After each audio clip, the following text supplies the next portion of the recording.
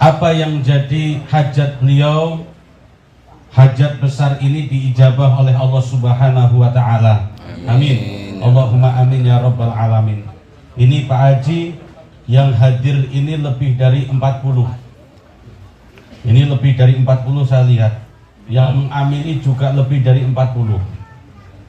Kata guru kami, kalau kita berdoa kemudian yang mengamini itu lebih dari 40, mustajabah, diijabah oleh Allah. Yang jadi pertanyaan, yang melopori bilang amin itulah yang harus diperhatikan juga. Nah ini, iya.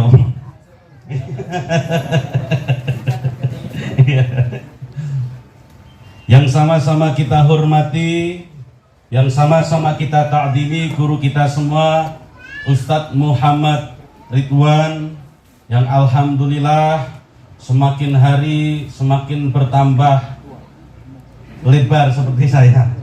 Jadi Masya Allah ketemu semakin gemuk, ketemu semakin gemuk, berarti beliau ini semakin makmur. Amin Allahumma amin ya rabbal alamin. Kita doakan mudah-mudahan ilmu beliau Allah jadikan sebagai ilmu yang bermanfaat dan barokah. Allah mudahkan dalam segala urusannya. Amin. Allahumma amin ya rabbal alamin. Wabil akhos para asatidah yang hadir yang tidak bisa kami sebut satu persatu asmanya, tentu tidak mengurangi rasa hormat dan takdim saya. Wabil akhos anggota DPRD terpilih Bapak Faris, selama ini cuman lihat posternya wae, ya, bannernya wae. Ini aslinya ternyata lebih ganteng daripada posternya, tapi masih kalah ganteng dengan saya. Iya, karena saya jelas sudah laku, itu yang jadi masalah. Belum jelas kegantengannya, belum terbukti ketampanannya, karena masih jomblo. Mudah-mudahan cepat nikah. Amin. Yang sudah nikah mudah-mudahan istrinya nambah solihah, sehingga nanti bisa diajak ziarah ke Mekah Madinah. Amin Allahumma amin ya rabbal alamin. Ahlan wa sahlan fi hudurikum Ustadz Arif Indra. Jadi juga yang sama-sama kita hormati Bapak Presiden Republik Indonesia, alhamdulillah hadir di tengah-tengah kita pada pagi hari ini yang diwakili oleh Bapak RT. Nah, Pak RT-nya mana? Nah, Masya Allah mewakili Pak Presiden. Ya. Beserta tamu undangan bapak-bapak, ibu-ibu, sepuh bini sepuh yang tidak bisa kami sebut satu persatu namanya, tapi insya Allah kita semua hadir di pagi hari ini semua dalam keberkahan Allah Subhanahu wa Ta'ala. Amin. Allahumma amin ya rabbal alamin. Wabil akhas sahibul bait, sahibul hajat, keluarga besar Bapak Ustadz Ismut Tajali, yang alhamdulillah sebagai sahibul wasilah berkumpulnya kita pada pagi menjelang siang hari ini. Pak, Bu, Kanjeng Nabi Baginda Rasul itu pernah dulu dawuh, pernah bersabda, akrimu auladakum, muliakanlah anak-anakmu. Itu perintahnya Kanjeng Nabi, itu perintahnya Baginda Rasul. Muliakanlah anak-anakmu. Loh, apa enggak kebalik ini? Bukannya anak yang harus memuliakan anak, tapi kenapa Baginda Rasul nyuruh kita memuliakan anak? Karena kalau orang tua itu memuliakan anak, anak akan memuliakan orang tua akan jadi mulia, dengan sendirinya anak itu akan dimuliakan oleh Allah Subhanahu wa Ta'ala.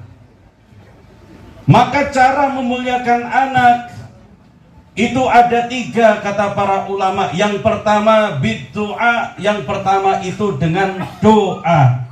Mohon maaf nyun sewu bapak-bapak, ibu-ibu, zaman sekarang itu kebanyakan orang tua seneng percaya dengan nasihat tapi tidak percaya dengan doa.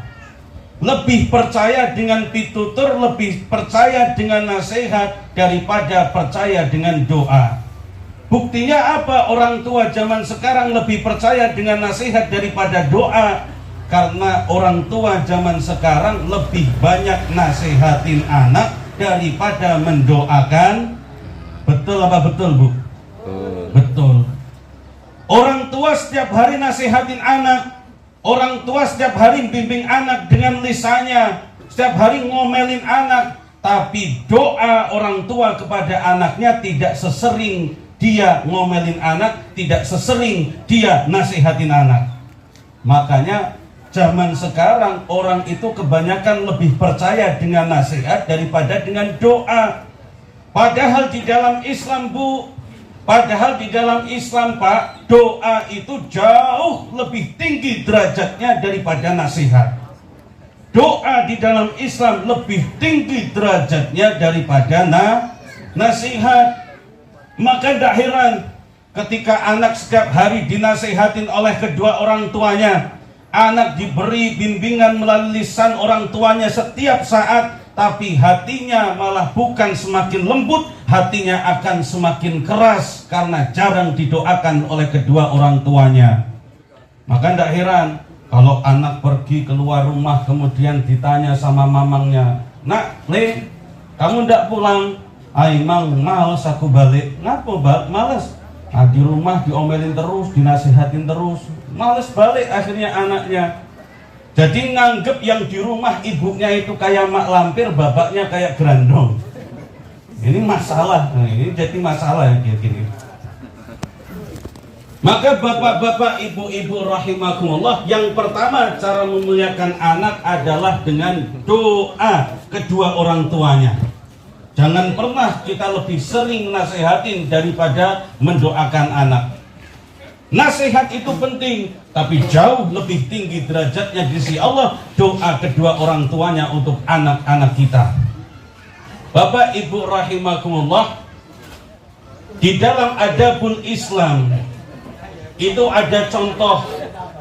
Dulu itu baginda Rasul Kanjeng Nabi Muhammad sallallahu alaihi wasallam itu setiap kali beliau itu hendak wudhu, air wudhunya itu disiapkan oleh Abdullah bin Ibnu Abbas. Ibnu Abbas ini pamannya baginda Rasul. Berarti Abdullah Ibnu Abbas adalah ponakannya Kanjeng Nabi, ponakannya baginda Rasul. Setiap kali Rasulullah ingin wudhu, airnya disiapkan oleh Abdullah bin Abbas. Kemudian setiap kali Rasulullah disiapkan air wudhu, sambil wudhu Rasulullah selalu megang pundak Abdullah bin Abbas sambil mendoakan, Allahumma faqihu fiddin wa 'allimhu ta'wil. Maka ini juga doa yang diijazahkan oleh santri-santri, oleh kiai-kiai kami di pondok pesantren. Nak, nanti kalau kamu sudah berumah tangga, kalau kamu sudah punya anak dalam rumah tangga, doakan anak dengan doa Allahumma faqihu fiddin wa 'allimhu ta'wil. Allahumma faqihu fiddin, ya Allah faqihkanlah anak itu, faqihkanlah dia dalam urusan agama. Faqihkanlah, pahamkanlah anak ini dalam urusan agama, wa 'allimhu ta'wil, dan ajarkan anak ini dan ajarkan dia ya Allah tentang takwil dalam perkara memahami ayat-ayat yang ada di dalam Al-Quran. Ini ijazah yang luar biasa. Langsung diajarkan doanya oleh baginda Rasul. Ini doa yang baginda Rasul setiap kali wudhu disiapkan airnya oleh Abdullah bin Abbas, sambil megang Abdullah bin Abbas Rasulullah SAW mendoakan Abdullah bin Abbas, Allahumma faqihu fiddin wa 'allimhu ta'wil. Mohon maaf dan saya lupa, bapak-bapak ketika selama ini manggil anak dari kejauhan, "Le, sini, nak, sini," itu cuman lisannya manggil wae atau hatinya juga ikut mendoakan anak, Pak? Manggil wae. Ibu-ibu ketika bercengkrama sama cucu, bercengkrama sama anak, itu cuman bercengkrama saja atau hatinya juga mendoakan saat bercengkrama, Bu? Alhamdulillah, sambil mendoakan. Ini yang jawab cuma satu, tapi yang mendoakan, yang lain tidak tahu. Kadang-kadang kita itu manggil anak, "Nak, sini, Le, sini, sini." Bapak manggil, sini ibu manggil. Cuman lisannya saja memanggil, tapi hati tidak mendoakan anak. Kita bercengkrama dengan anak, kita bergurau dengan anak, hanya sekedar gurauan, hanya sekedar bercengkrama, tapi hatinya tidak mendoakan anak. Padahal kita diajarkan setiap kali kita memanggil anak kita, panggil lisan kita, manggil pakai lisan kita, tapi hati kita juga mendoakan anak kita. Ketika kita manggil, nak sini, bapak pengen ngomong, ayah pengen ngobrol, ibu pengen cerita, lisannya memanggil, hatinya mendoakan. Ketika bercengkrama dengan anak, bercengkrama dengan cucu, bercengkrama dengan ponakan, kita bercengkrama, hatinya mendoakan anak kita. Allahumma faqihu fiddin wa 'allimhu ta'wil. Bapak-bapak sudah hafal semua insya Allah doa itu Pak ya? Belum Pak? Bareng-bareng, kalau belum setelah saya, bareng-bareng diucapkan, nanti diamalkan untuk cucunya, untuk ponakannya, atau untuk rencana yang selanjutnya. Nah, mau rencana juga Mbak? Bismillahirrahmanirrahim. Bismillahirrahmanirrahim. Allahumma faqihu fiddin wa 'allimhu ta'wil. Nah, baru sekali niruin aja sudah hafal semua Pak. Ini karena bareng-bareng. Nanti sampai rumah insya Allah. Enggak, ingat pangkal, ujungnya hilang, ingat ujung pangkalnya hilang, pangkal ujung, ingat tengah-tengahnya yang hilang. Bapak Ibu rahimakumullah, maka itu adab yang luar biasa di dalam Islam. Betapa tinggi derajat doa orang tua kepada anaknya dibandingkan dengan nasihat-nasihat yang keluar dari lisan kita sebagai orang tua. Di dalam kitab Adabul Islam fi Nidamil Asrah yang dipelajari di pondok pesantren oleh Ustadz Muhammad Ridwan, di kitab tersebut dijelaskan, hati-hati ibu-ibu, doa seorang ibu kepada anaknya jauh lebih mustajab, jauh lebih makbul daripada doanya para wali. Di kitab itu juga disebutkan doa yang dipanjatkan oleh seorang ibu kepada anaknya diijabah oleh Allah Subhanahu wa Ta'ala, dan perkataan-perkataan yang jelek seorang ibu kepada anaknya akan dicatat oleh malaikat. Makanya ibu-ibu hati-hati. Ibu-ibu kebanyakan yang di dalam ini ya, di samping ya, biasanya memang nyamping, ibu senang yang di samping. Jadi bapak-bapak, ibu-ibu, terutama ibu-ibu, hati-hati ketika ibu berdoa kepada Allah dengan doa yang baik diijabah oleh Allah, lebih makbul daripada doanya para wali. Tapi ketika ibu-ibu mengatakan perkataan yang jelek untuk anak, mengatakan perkataan yang tidak baik untuk anak, maka akan dicatat oleh malaikat. Itu keterangannya ada di kitab Adabul Islam fi Nidamil Asrah. Maka hati-hati, jangan sampai punya cucu nakal, punya anak nakal, walaupun nakal, jangan sampai kemudian contoh rumah sudah diberesin, sudah dirapikan, sudah dipel, diberantakin lagi sama anak, ibunya ngomong, anak aku nakal nian, rumah sudah dirapiin, sudah dipel, dikotorin lagi, diberantakin lagi, nakal nian anak aku ini, dicatat malaikat nakal.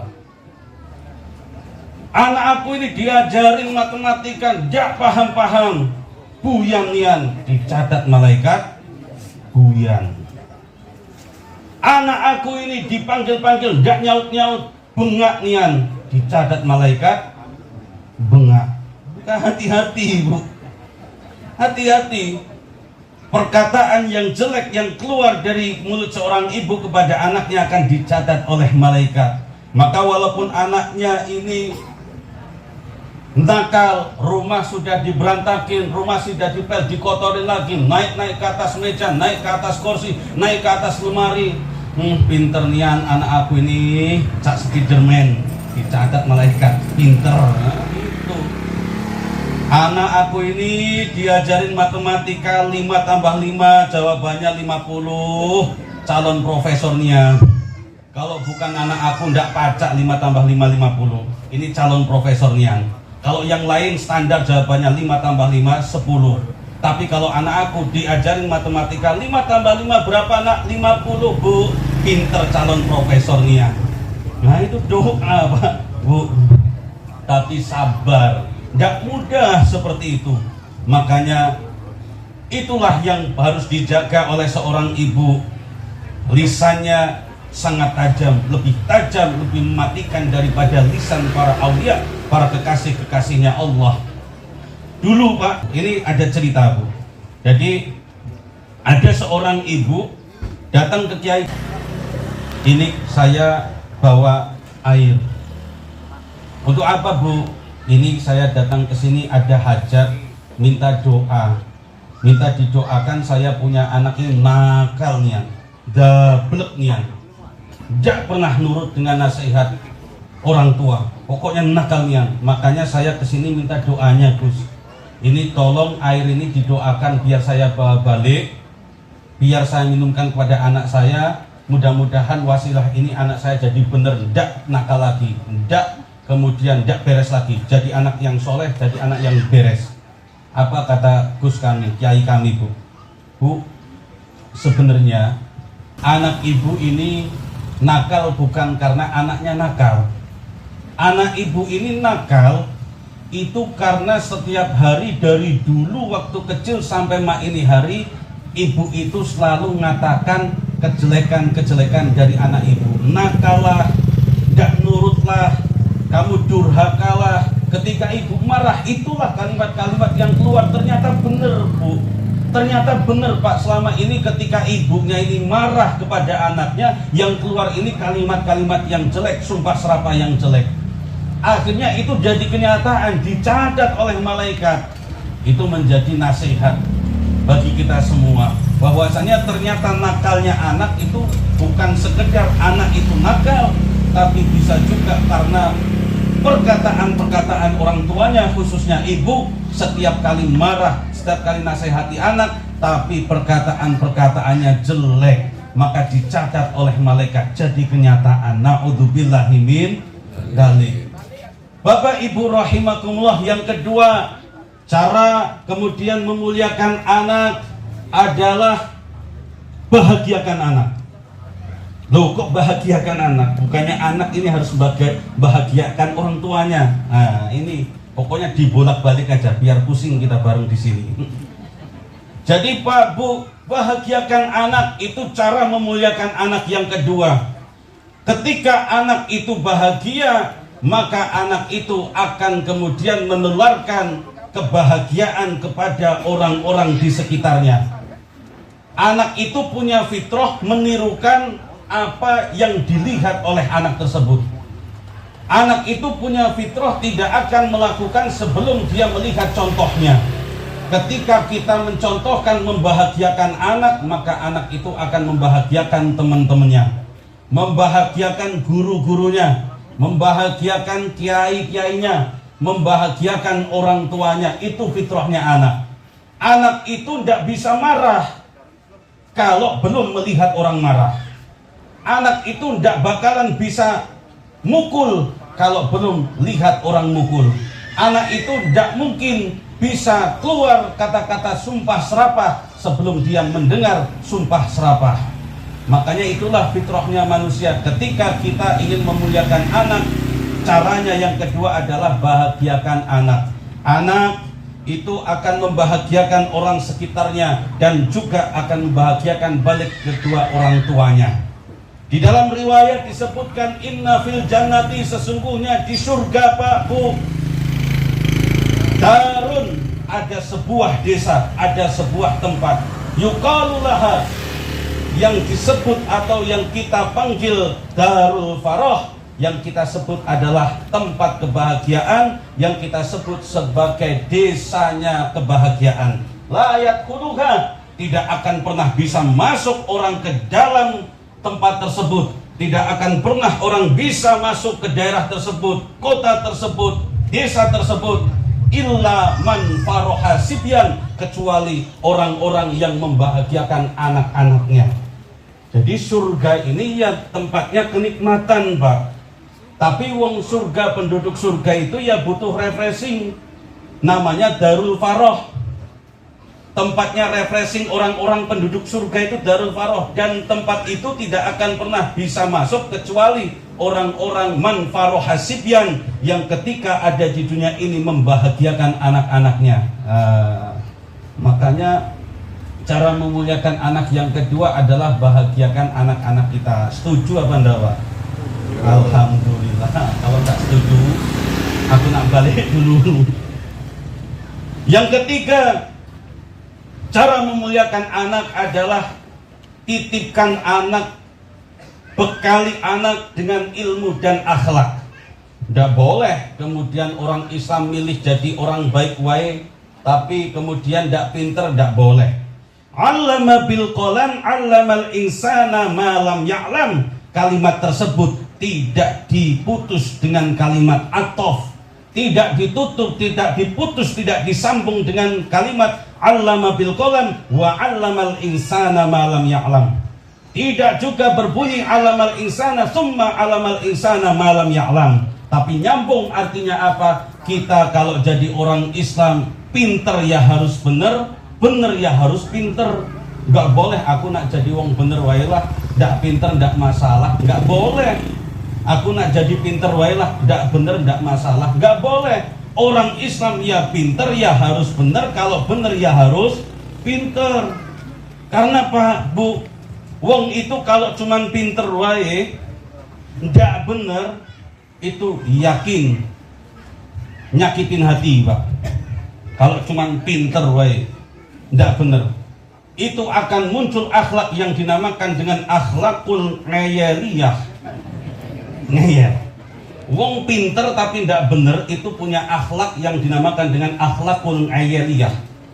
Pinter soalnya. Coba lihat di simpang jalan, ada orang lagi main gaplek, taruhan judi, dinasehatin sama Pak Haji, jadilah ndak usah judi terus, lemaklah duit itu dikasih ke istri di rumah untuk belanja, untuk jajan anak.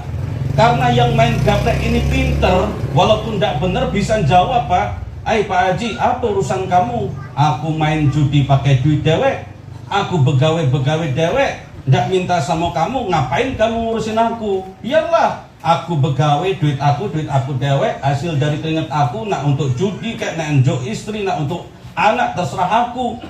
Pinter, Pak. Tapi pinternya ngeyel, dikasih tahu ngeyel, keluar akhlakul ngeyeliyah, tapi ndak bener. Itu kalau pinter tapi ndak bener. Jadi orang bener saja tapi ndak pinter juga nyakitin hati. Dibalik ada Pak Haji lewat. Pak Haji nak kemana Pak Haji? Nak ke depan. Dari mana Pak Haji? Dari belakang. Bener, tapi ndak pinter, nyakitin hati, Pak. Nyakitin hati. Makanya Islam mengajarkan pinter ya harus benar, benar ya harus pinter. Makanya cara memuliakan anak yang ketiga, titipkan kepada anak, bekali anak kita dengan akhlak dan ilmu. Tidak boleh cuman akhlak saja, atau tidak boleh cuman ilmu saja. Ilmu ya harus dengan akhlak, akhlak ya harus dengan ilmu. Mohon maaf, saya lupa, Bu, anak itu ketika dititipi dengan ilmu, anak itu ketika dititipi dengan akhlak dan ilmu, dimanapun Allah akan memuliakan anak tersebut. Ibarat kata, dimanapun anak kita titipi dengan ilmu dan akhlak, dimanapun berada, bahkan urusan dunia pun itu akan selalu dimonggokan, tidak pernah dilarang.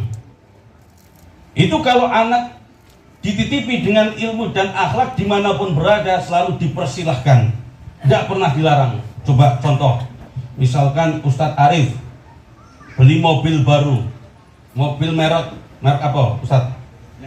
Milih cewek.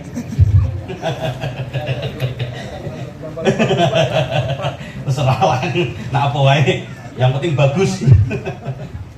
Misalkan beli mobil Pajero, kemudian bawa ke rumah, punya tetangga yang memang ahli dalam bidang mobil, punya bengkel mobil, punya ilmu tentang mesin.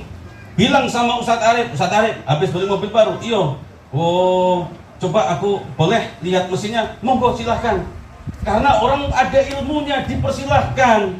Beda Kalau orang nggak punya ilmu, kemudian datang ke Ustadz Arif, habis beli mobil, iyo coba aku bongkar mesinnya boleh? Oh, tempeleng, nggak tahu apa-apa mau bongkar mesin. Itu orang berilmu sama orang yang nggak dititipi ilmu berbeda. Itu urusan dunia saja seperti itu, Pak.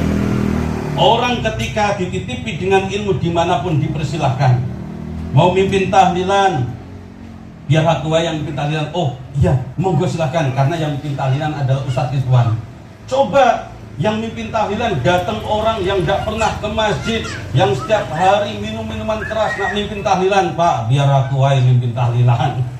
Sambil lek-lek, mau itu kira-kira boleh apa enggak mimpin tahlilan? Ojo, jangan. Itu ibarat ketika kita memuliakan anak, titipilah dengan ilmu dan akhlak, dimanapun akan Allah muliakan. Dengan sendirinya dipersilahkan dimanapun tempatnya. Bapak Ibu rahimakumullah, maka tadi balik membahagiakan anak, seorang orang tua khususnya Pak Ramadan sebagai bapaknya. Kalau tadi ibunya adalah doa, seorang bapak harus jadi figur yang bisa menjadi contoh dan menjadi idola anaknya di kemudian hari, Pak. Tidak boleh anak kita itu mengidolakan wong lain. Jangan sampai anak kita mengidolakan bapak tetangganya. Bapaknya dewek tidak diidolakan. Maka khususnya pada pada siang hari ini, Sohibul Bait Pak Ramadan, Mas Ramadan ini, di kemudian hari ketika nanti Abizar ini tumbuh dewasa, harus bisa mengidolakan bapaknya. Ada cerita, Pak Bu, ada seorang tukang becak. Itu ya seperti halnya tukang becak yang lainnya, ngayuh becak mangkal dari jam 8 pulang sebelum asar. Setiap hari seperti itu terus, setiap hari seperti itu terus.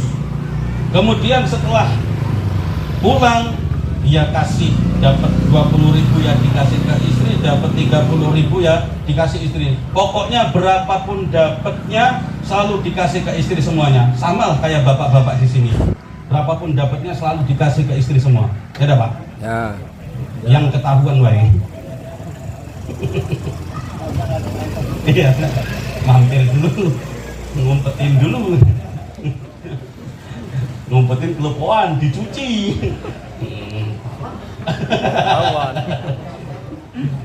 Jadi berapapun dapatnya bapak ini selalu dikasih ke istri. Dapat 15.000 kasih, 20.000 kasih, 50.000 juga kasih semuanya. Setelah kemudian setiap hari kebiasaannya setelah selesai sholat asar itu nanya ke anak-anaknya dan istrinya, Mas sudah sholat asar? Sudah, Pak. Anak-anak sudah sholat asar? Sudah. Ayo kalau sudah asar seperti biasa, naik ke atas becak semua, kita keliling kota. Itu, Pak, Bu. Jadi setiap hari itu setelah sholat asar ngajak anak istrinya keliling kota. Itu senangnya luar biasa. Anak yang masih SD, Pak, ditanyain di sekolah, yang lain pada jawab, nak kamu cita-citanya pengen jadi apa? Aku pengen jadi tentara. Kamu pengen jadi apa? Aku pengen jadi polisi. Kamu, nak? Aku pengen kayak bapakku, jadi tukang becak. Kenapa, Pak? Saking mengidolakannya bapaknya karena bisa membahagiakan keluarganya. Bahkan ketika ditanya, nak kamu cita-citanya jadi apa?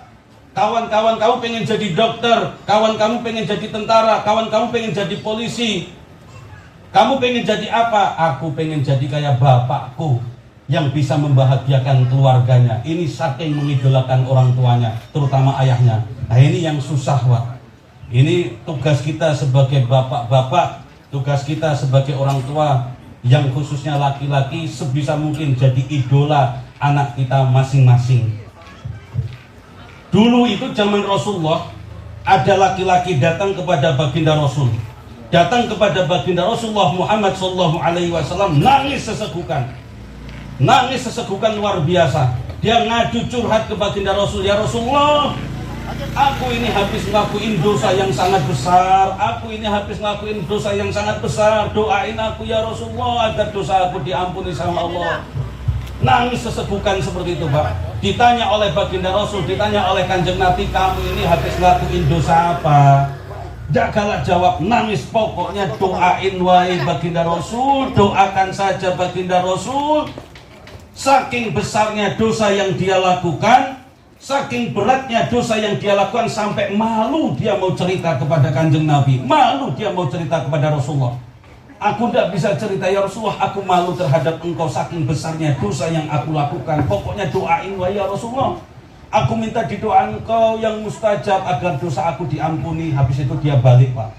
Tunullah malaikat Jibril diutus oleh Allah Subhanahu wa ta'ala. Di dalam riwayat malaikat Jibril mengatakan, wahai Muhammad, tahukah engkau laki-laki yang habis datang ke sini nangis sesekukan minta didoakan oleh engkau agar diampuni dosanya. Sebelum laki-laki ini sampai ke rumah, dosanya sudah diampuni oleh Allah Subhanahu wa ta'ala. Kaget Pak baginda Rasul, kaget Kanjeng Nabi, loh kok bisa?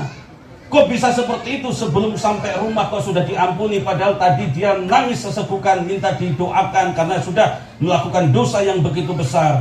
Ternyata laki-laki yang datang kepada baginda Rasul minta didoakan adalah seorang suami yang ketika keluar rumah ini kedatangannya selalu dirindukan oleh anak istrinya. Makanya bagi suami yang keluar dari rumah itu kedatangannya pingin dinanti oleh keluarga, dinanti oleh anak dan istrinya, dosanya sudah diampuni sebelum dia masuk rumah. Nah, kira-kira yang suami di sini termasuk yang diampuni apa enggak ini? Yang diharapkan balik apa tidak usah balik dulu, enggak apa-apa. Yang mana ini kira-kira? Insya Allah yang diampuni semua. Nah, ini termasuk yang ketika buka pintu, assalamualaikum, alhamdulillah, ayah balik, bapak pulang. Atau atau yang satunya ketika buka pintu, assalamualaikum, bubar, ada bapak balik, bubar. Mikir, awas, ngumpet. Nah, ini yang ngumpet apa yang nyambut ini? Insya Allah yang disambut semuanya. Maka seorang suami keluar rumah ketika kedatangannya dirindukan oleh istrinya, kedatangannya, pulangnya dirindukan oleh anak-anaknya, dosanya sudah diampuni sebelum dia masuk ke rumah. Amin Allahumma. Amin Allahumma. Amin ya Rabbal Alamin.